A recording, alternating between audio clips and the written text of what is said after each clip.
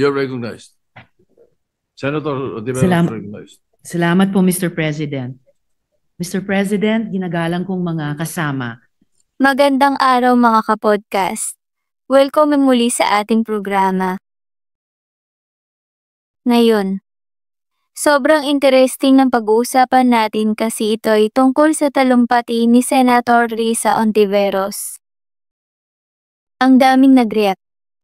Pero gusto nating bigyan ng mas malinaw at positibong pananaw ang kanyang sinabi. Tama ka diyan. At sa totoo lang, napakalinaw at matapang ng naging pahayag ni Senator Risa. Hindi lang siya basta tumindig para magsalita, kundi tumindig siya dala ang prinsipyo ng hustisya at patas na proseso. Ang tanong ngayon, bakit nga ba importante ang paninindigang ito? With due respect sa mga may akda at taga-suporta ng resolusyong ito, nakatayo po ako dito para ipaliwanag yung aking boto ng no. Una po, sang-ayon ako na ang humanitarian considerations ay esensyal na bahagi ng hustisya. At tamang dapat makonsern tayo sa general welfare at dignidad ng lahat ng mga Pilipinong nasa ibang bansa, ng lahat ng ating mga nakatatanda at ng lahat ng mga persons deprived of liberty. Pero Mr. President, hindi tayo nagdi-deal sa sufficient facts. Wala pong indikasyon na ang ICC ay nagpapabaya sa pagbantay sa kalusugan at kagalingan ng mga taong nasa kustodiya nila. May panayam rin po, ilang araw ang nakalilipas, kung saan sinabi ng pamilya ni former President Rodrigo Duterte na he is well, even jolly, at kaya pa ngang makipag-usap tungkol sa maraming topic, kasama ang politika, flood control, at love life. Ang panawagan para ang gobyerno ay mag-advocate para sa interim release o house arrest ni former President Duterte, maaring nakakouch sa humanitarian terms. Pero nagmumukha ring isa pang halimbawa ng ating gobyerno na nagbibigay ng special treatment sa isang makapangyarihang individual. Tila ba'y isa na naman itong patunay na ang batas ay marahas sa karaniwang Pilipino, pero malambot sa iilang may kapangyarihan. Kapag ordinaryong lolo ang inakusahan ng nagnakaw, pwedeng kulong agad at di makapagpiyansa. Pero dito, gobyerno mismo ang lumalaban para bigyan ng house arrest ang isang taong akusado ng mga napakamabigat na krimen. Unang bahagi. Linaw at paninindigan. Alam mo, ang una kong naapresyate ay yung linaw ng kanyang paninindigan. Hindi siya nagpaligoy-ligoy. Diretso niyang sinabi, hindi sapat ang facts para bigyan ng espesyal na trato ang dating Pangulo. Kung ordinaryong lolo lang ang akusado, kulong agad. Pero dahil makapangyarihan, biglang may house arrest. Hindi raw dapat ganoon. Exactly. At dun makikita ang fairness. Kasi ang hustisya, dapat pantay. Walang VIP treatment. At sa panahon ngayon, bihira na lang yung mga politiko na kayang sabihin ng diretsyo na no, kung sa tingin nila ay labag sa prinsipyo. Totoo po na ang International Criminal Court mismo ay nakapag-grant ng interim release sa iilang exceptional circumstances. Pero pantay na importante, ang ICC ay nag-deny ng mga ganitong request kapag ang interes ng hustisya at accountability ay hinihingi ito. Alalahanin po natin na ang mga international courts ay nakapag-deal na sa maraming aging prisoners.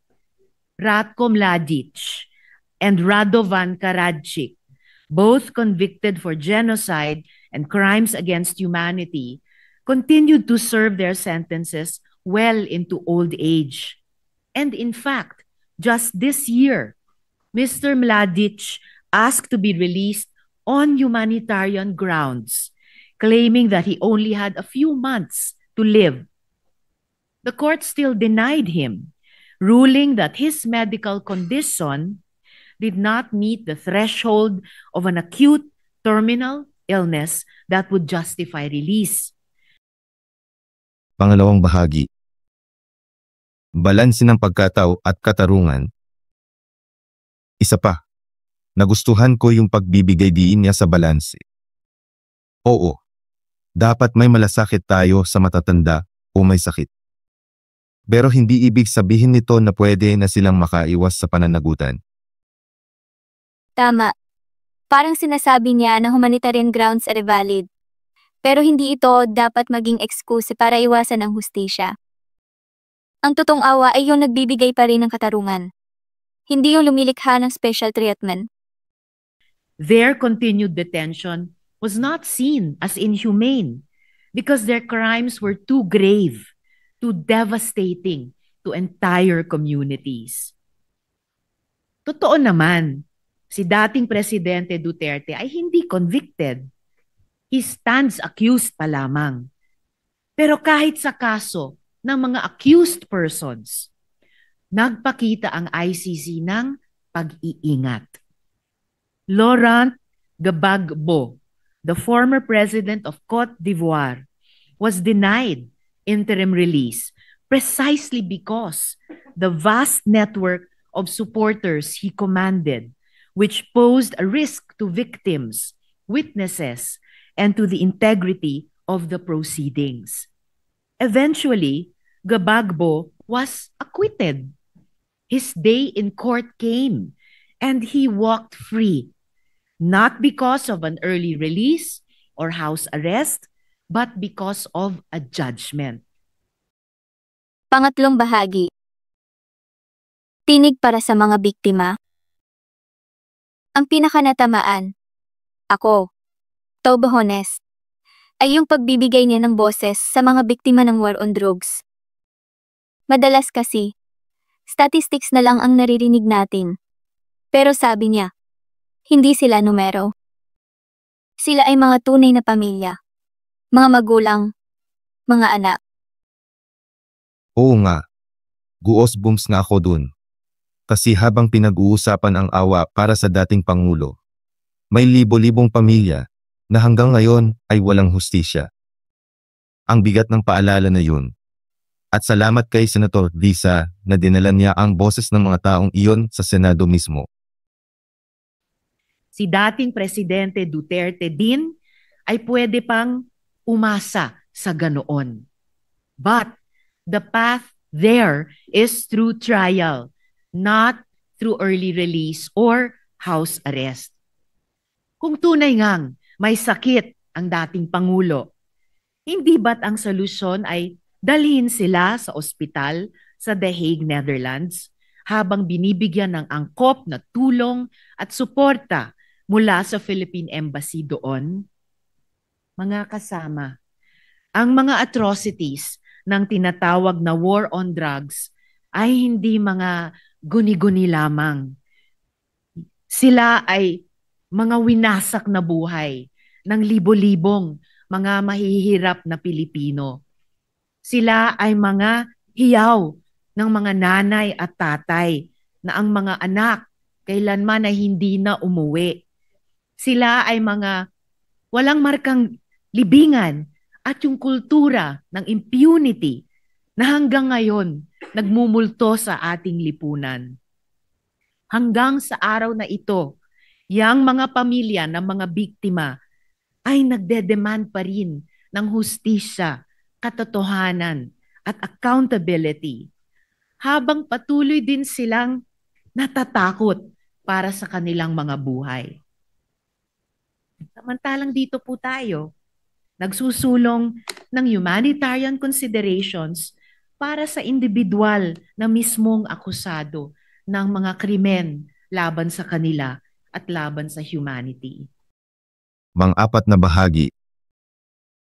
Integridad at tapang.